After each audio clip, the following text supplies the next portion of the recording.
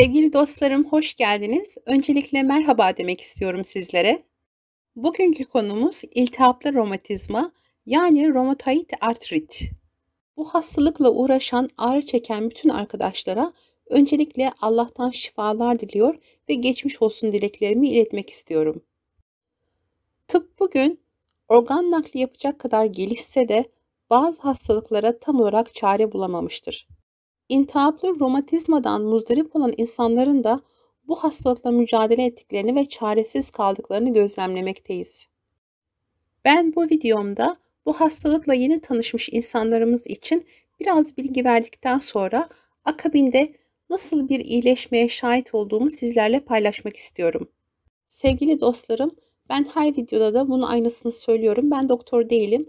Ancak bazı doktorlar bazı hastalara iyi gelirler. Biliyorsunuz doktordan doktora fark vardır. Bazı doktorların ameliyatı başarısız geçerken bazı doktorların başarı oranı çok yüksektir. Yaklaşık 24 sene önce şahit olduğum bir iyileşme ile ilgili bugün internette bilgi aradığımda sadece bir doktorun bu konuyla ilgili yazı yazdığına ve YouTube'da kısa bir video paylaştığına şahit oldum. Zannedersem o yöntemin üzerinde çok fazla durulmamış. Zaten bahsedeceğim yöntem evde sizin tek başınıza uygulayabileceğiniz bir yöntem değil. Eczanelerde reçetesiz satılan bir ilaç değil ya da doktor yazmış olsa bile sizin tek başınıza alabileceğiniz bir ilaç değil. Büyük bir ihtimalle bunu doktorunuzla görüşerek ya da vereceğim doktorun ismini araştırarak, bununla ilgili bilgiler bularak bir şekilde bunu hastanede uygulayabileceğiniz bir yöntem olarak düşünüyorum. Şahit olduğum olayı birazdan size anlatacağım ama şimdi biraz gelin iltihaplı romatizma nedir inceleyelim. İltihaplı romatizma, otoimmün yani bağışıklık sisteminin kendi dokularını tanımayıp onlara zarar verdiği bir hastalıktır. Eklemler, iki kemiğin karşılıklı olarak geldiği hareketi sağlayan yapılardır. Eklemler yapılarına göre belli yön ve sınırlarda hareket edebilirler. Eklemleri oluşturan kemiklerin uçları kaygan, yumuşak yüzey oluşturan bir kıkırdak ile kaplıdır. Bu sayede eklemleri oluşturan kemikler birbirlerine sürtünmeden ve zarar vermeden hareket edebilirler.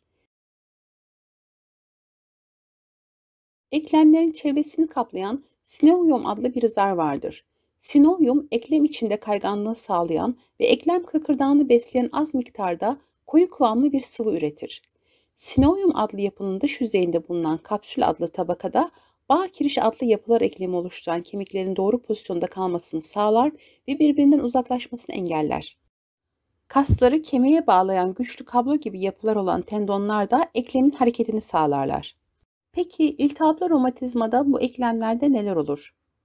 Öncelikle sinoviumda iltihap süreci başlar. Etkilenen eklemde ağrı, hassasiyet, sıcaklık artışı ve bazı durumlarda kızarıklık olabilir. İltihabi sürece bağlı eklem sıvısında veya sinovium zarını oluşturan hücrelerin sayı ve boyutlarında artış olursa eklemde şişlik görülür. İltihabi sürece bağlı olarak üretilen bazı maddelerin eklem bölgesine birikmesi sinir uçlarını uyararak ağrıya neden olabilir. Yine iltihabi sürece bağlı olarak eklem kapsülündeki gerilme de ağrı olarak kendini gösterir. Sık tekrar eden eklem iltihabı ve şişmeleri ile gerilen eklem kapsülü bir süre sonra şişlik geçse bile gergin kalabilir. Bu durumda da eklemin sabit yapısı bozulur ve ekleme ait yapıları olması gerektiği gibi bir arada tutulamadığından eklemde boşalma, takılma ve eklem yapısında bozulmalar başlar. Peki bu hastalığın belirtileri nelerdir? Öncelikle eklem ağrısı ve şişliği başlar. Eklemlerde katılık ve hareket zorluğu olur. Halsizlik ve depresyon, kansızlık, kilo kaybı, gözlerde iltihabi hastalıklar, cilt altı dokuda hissedilen birkaç santimetre büyüklüğünde ağrısız kitleler, nadiren diğer organ ve dokularda iltihabi süreçler. Etkileyebileceği yapılar ise derisel mekanizmayı, göz ve çevresi, akciğer rahatsızlıklarını, kalp ve damar yollarını, böbrekleri, tükürük bezlerinin işleyişini, sinirsel dokuları, kemik iliklerini, kanları ve kılcalları. İltihaplı romatizmayı arttıran risk faktörlerine gelince birincisi cinsiyet. Hastalığa yakalanma olasılığı erkeklere oranla kadınlarda daha fazladır. Kadınlarda erkeklere göre 3 kat fazla görülür. İltihabi romatizma her 100 kişiden birinde görülen hastalıktır. Her yaşta olabilmesine rağmen en çok 40 ile 50 yaş arasında ortaya çıkar. Yaş da yine önemli faktörlerden biridir. 45 ve 65 yaşlar arasında görülebilir ancak çocukluk yaşlarından itibaren başlayanlar da vardır. Aile öyküsüne gelince aynı zamanda genetiktir de aile bireylerinden bir tanesinde bu hastalık varsa diğer bireylerde görülme olasılığı da çok yüksektir. Sigara içmenin de şöyle bir faktörü vardır. Hastanın eğer genetiğinde bu hastalık varsa sigara içmesi bu hastalığın artışına sebebiyet verebilir. Eğer hala bu hastalığa yakalanmadıysa davetiye çıkartabilir. Çevresel faktörler de bu hastalığı yine çağırabilir. Bu nemli bölgelerde yaşaması, bir kaza geçirmesi ya da yanlış beslenme olabilir. Yine obezite yani aşırı kilolu ya da obez olan hastalarda hastalığa yakalanma ve hastalığın gelişme riski çok yüksektir. Bir de hastalığın komplikasyonlarını inceleyelim. Osteoporoz riski. İltihaplı romatizma tedavisinde kullanılan bazı ilaçlarla birlikte kemiklerin güçsüzlüğüne ve tahribatın daha yatkın hale gelmesine neden olan osteoporoz riskini arttırabilir. İltihabi nodüller. Bu tarz nodüller genellikle dirsek ve basıncın en yüksek olduğu bölgede ve etrafında çıkar. Bu tarz nodüller akciğer, karaciğer veya herhangi bir bölgede çıkabilir. Göz ve ağız kuruluğu. Bu hastaların bezelerin yanlış çalışarak gözlerindeki ve ağzındaki ıslaklığı azaltan bir hastalığa yakalanma olasılığı daha yüksektir. Enfeksiyonlar. Bu hastalıkta kullanılabilecek ilaç ve türevleri vücudun dengesinde karışıklıklar çıkarabilir. Bunlar arasında bağışıklık sisteminin zayıflaması gelir. Bu da enfeksiyonlara davetiye çıkartır. Anormal vücut kompozisyonu.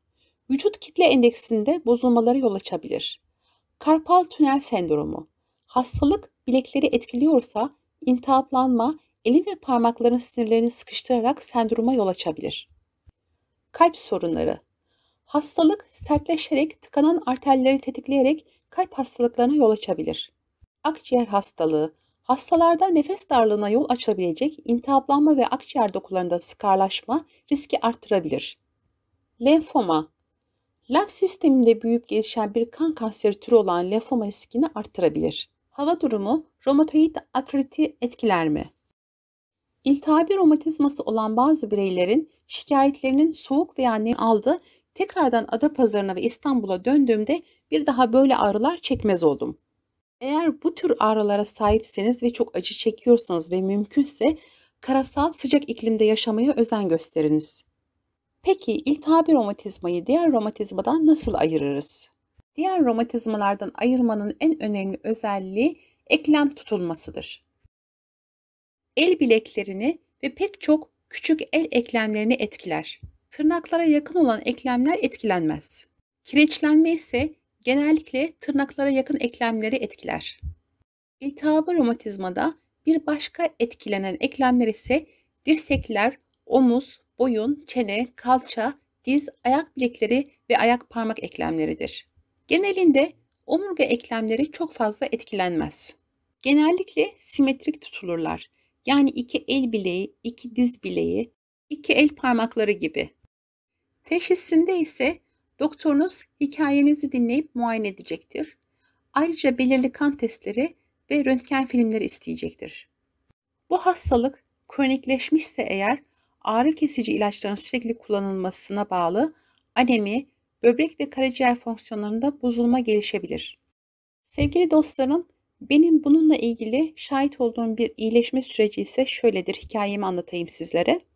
Bundan 24 yıl önce Bakırköy'de özel ut dersi aldığım bir hocam vardı. Eşiyle birlikte kendileri yaklaşık 60 yaşına yakınlardı ve eşi olan hanımefendi öğretmen emeklisiydi. Ama ne zaman ders için gitsem ilk önce hanımıyla selamlaşır, hatır sorar, konuşur, öyle derse başlardım ve her seferinde hanımefendinin ayakları çok şişti ve bana derdi ki nasıl olayım Elif'cim, çok rahatsızım, bu hastalık beni öldürüyor, bitiriyor derdi ve her zaman ayakları şişti ve her zaman da ağrılar içerisinde kıvranıyordu. Benim ailemde ve arkadaşlarım da reel hayatımda iltihabi romatizmaya maruz kalmış hiçbir tanıdığım ve arkadaşım yok. Sadece o hanımefendiyi biliyordum. Ancak tabii 22 yaşlarda bildiğiniz gibi hastalıklara karşı çok duyarlı olmuyoruz. Sadece öyle dinlediğimi hatırlıyorum. Ut dersi bittikten sonra hanımefendi sağ olsun bize çay ikram ederdi ve her zaman konumuz bu hastalık olurdu. Çünkü kadıncağız çok acılar içerisinde kıvranıyordu. Uzun bir müddet bu bizim muhabbetlerimizi meşgul etti. Ancak bir gün gittiğimde çok güzel bir sürprizle karşılaştım. Hanımefendinin ayaklarını hiç öyle görmemiştim. Döpiyes etek giyerdi her zaman. Güzel bakımlı bir hanımdı. İlk defa böyle inmiş zayıf bir ayak gördüm, bacak gördüm, ayak bilekleri gördüm. Çok şaşırmıştım ve yüzleri gülüyordu karı koca ikisinin de. Bana iyileştim Elifçim dedi. Bir haftadan beri hiç iltihabım yok, hepsi kurudu ve hiç de ağrım yok diye söyledi. Bugün gibi hatırlıyorum. Ut hocam bana dedi ki ne iyi geldi biliyor musun dedi. Bilmiyorum ne iyi geldi dedim. Kemoterapi ilacı dedi. Tabii çok şaşırdım böyle bir kanser ilacının iyi gelmesine. Ancak o zamanki zamanda bu bir deneme miydi, nasıldı ya da bu kemoterapi ilacına nasıl romatizma hastalığa verdiler diye de sormadım. Ama büyük bir ihtimalle böyle bir uygulama olabileceğini düşünüyorum ve doktorların hastanede böyle bir doz verebileceğini düşünüyorum. Videoyu niye düzenledim? Son zamanlarda sosyal medyada bu tür hastalıktan yakınanların çok olduğunu fark ettim. Düşünürken sonra bu anım aklıma geldi ve sizlerle paylaşmak istedim ama paylaşmadan önce doğru bir şey mi söylüyorum diye internete baktım. İnternete baktığımda sadece bir profesörün yazısını ve kısa bir videosunu gördüm. Kendisi şöyle söylüyor. İç hastalıkları ve romatoloji uzmanı Profesör Doktor Selim Nalbant diyor ki, bir ilacın herhangi bir endikasyon için kullanılıyor olması sadece ilacın türüyle ilişkili değildir. Diğer bir deyişle bir ilacın kanser ya da kemoterapi ilacı diyebilmemiz için onun aynı zamanda bu hastalıklarda kullanımıyla aynı dozlarda kullanıyor olmamız gereklidir. Sevgili dostlarım, benim bu hastalıkla ilgili söylemek istediklerim bu kadar.